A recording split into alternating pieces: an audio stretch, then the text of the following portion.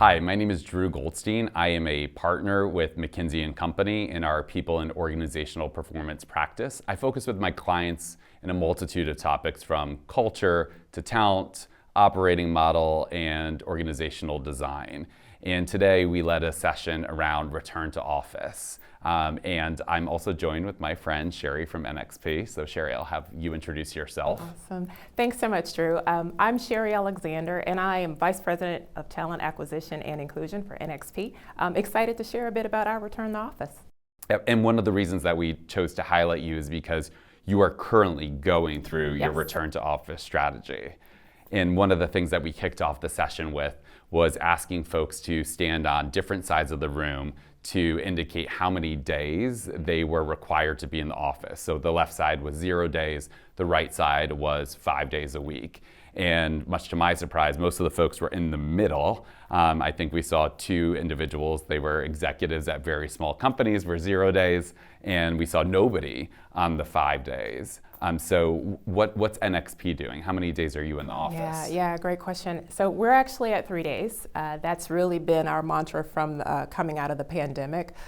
It's been a bit of a slow start to get everyone there, but we are now in the process of trying to re-emphasize the importance of getting together to not only collaborate, but also to innovate. And so we're really now pushing much more around the importance of being in the office. A little less on the policy, but much more on the enrichment and the upside of being in the office.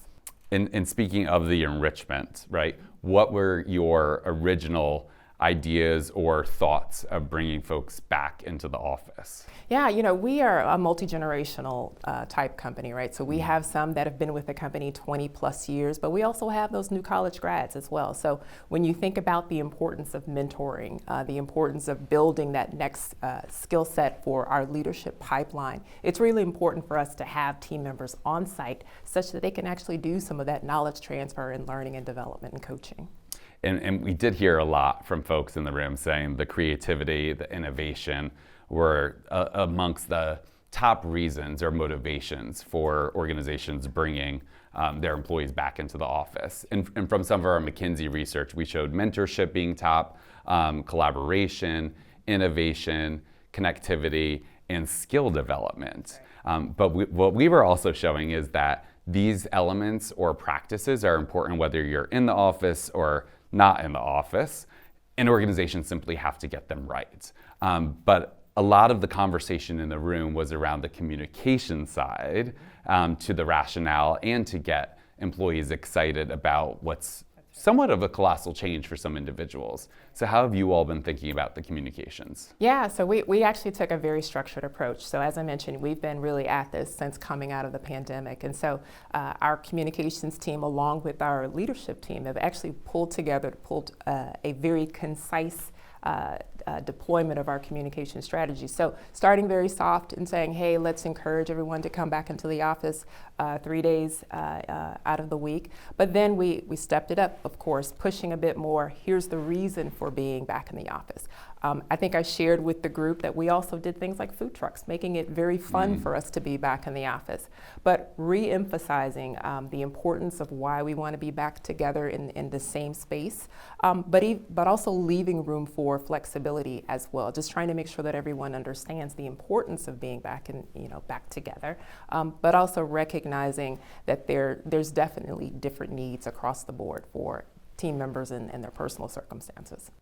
And I think what was interesting in the room is everybody's going through this together, and it's not as though anyone has the silver bullet or the secret sauce or formula for it to happen. And we engaged in an activity where we asked folks to also stand on one side of the room, to stand on the left side if you think that you've got it 0% right, and the right side if you have it 100% right. And everyone, for the most part, was back in the middle, right? Because even the folks in the room have their own desired preferences of what they want for themselves, and the fact that doesn't matter at the end of the day. When you're going to stick a stake in the ground, you have to role model, especially as a leader, of whatever the policy is going to be.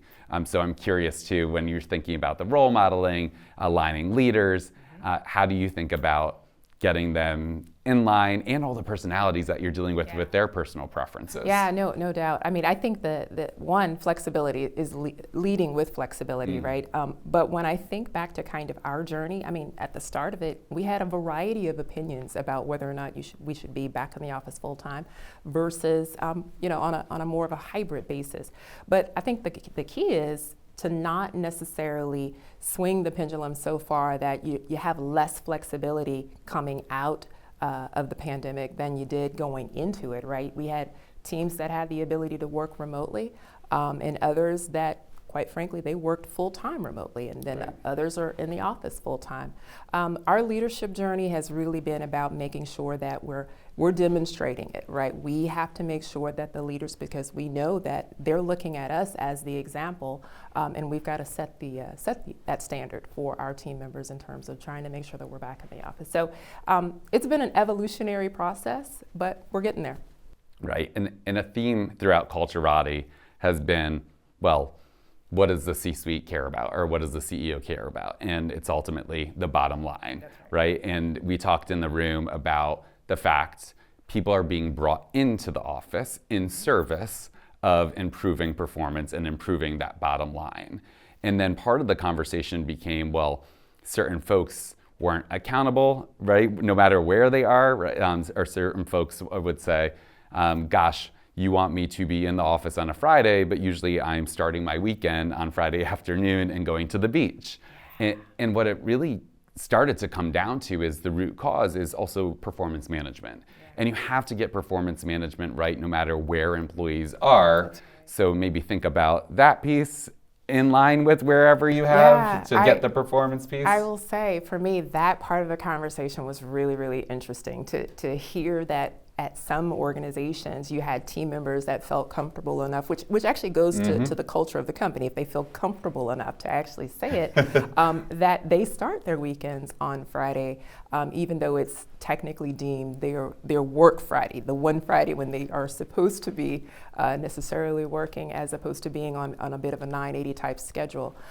So pros and cons to it, but quite frankly, when I think about it, I mean, if you should be working, you should be working. Now, if you're working effectively, to me, the end product should really speak for itself, independent of I'll call it clocking of hours, right? You really want to just make sure that what the expectations are that you've set is actually what's being realized. And so to me, you'll hear me, and I talked about it a little bit about flexibility in this session, and I'm going to continue on that mantra because I really do believe in flexibility for our team members. Absolutely. And the last piece that I want to end on is the balance between flexibility and accountability. Absolutely. And part of the conversation was around unique talent, right? If we have somebody with a very specialized skill set, sometimes we call them unicorns, that we work really hard to find. We were a little bit more loose with our remote requirements or where they could even live.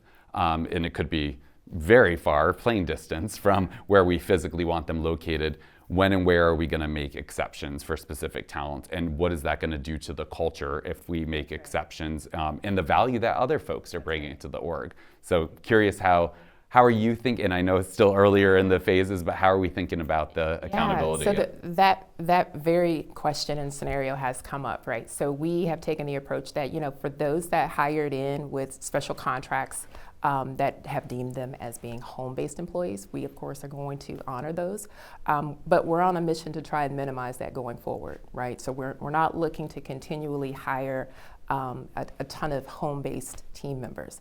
And when it comes to exceptions, we're actually revisiting all of the exceptions that were taken. So the medical exceptions, some of those you're going to have to really honor and align with, but we're not looking to create any new exceptions. And we've communicated that in our all-employee broadcast, as well as in the leadership calls that we have with our entire leadership team as well. So again, trying to be a little flexible, but we're also trying to make sure that we get everybody back into the office. Yeah, and I know you're going through everything right now, but I've truly been impressed with how much thought you've given, because we've talked a lot about the intentionality being meaningful, being deliberate about what you're doing, and also not oscillating back and forth to put a stake in the ground, which it sounds like you have done. So I do commend you on that. Yeah. I mean, we've been very, very consistent. And so just as we continue to push on the messaging, we want to go back and make sure that our team members know this isn't something new, right? Mm-hmm. Coming out of the pandemic, there was an expectation that we were in the office 3 days with our core collaboration day was on Wednesdays. And we left it to the individual teams as to what the other 2 days would look like, right? Just working within their organizations to decide those days. And so now that we are simply reaffirming there's a minimum of 3 days in the office. And we're saying this isn't something new. This is what we originally planned. We didn't see the accountability for being in the office 3 days. And so we are just reaffirming that with the expectation that at a minimum, our team members are in the office 3 days a week. And there was one CEO who I was speaking with, and she said, we're bringing back our employees 100%. And I said, how did you decide on the 100%? And she said, we actually voted.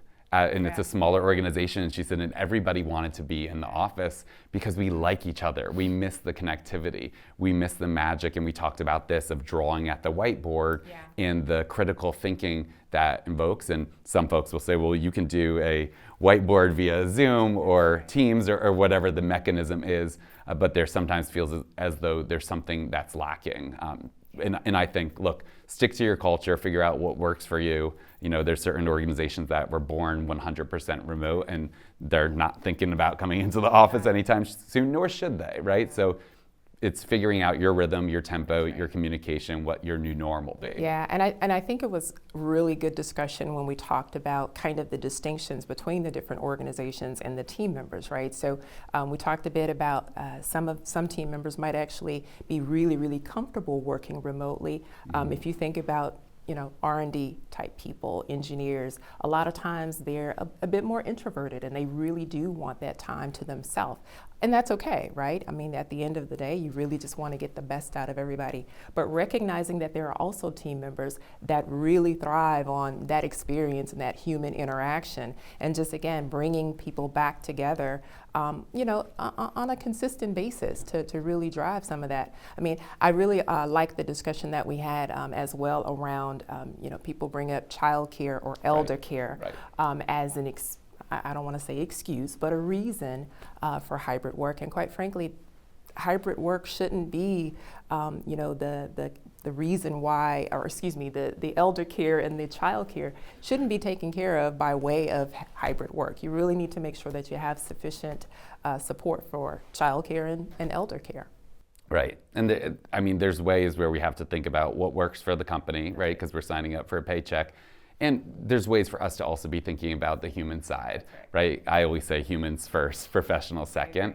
But it will be interesting to see how organizations evolve, the exceptions, right? When folks say this doesn't work for me. But I also think it's very healthy for organizations to know what they are, what they stand for, and when value propositions of an individual and a company are in tension with one another, that's okay too, right? It's just not okay to oscillate for both the employee who's contributing and for the organization that's trying to drive some sort of North Star or cultural norm. That's exactly right. Couldn't agree with you. And you're an engineer too. I am an engineer as well, so I completely understand it, yeah. All right, well, thank you so much, Sherry. It was a pleasure sharing the session with you. No, thank you so much, Drew. Really appreciate the opportunity. Great, thanks so much. Thank you.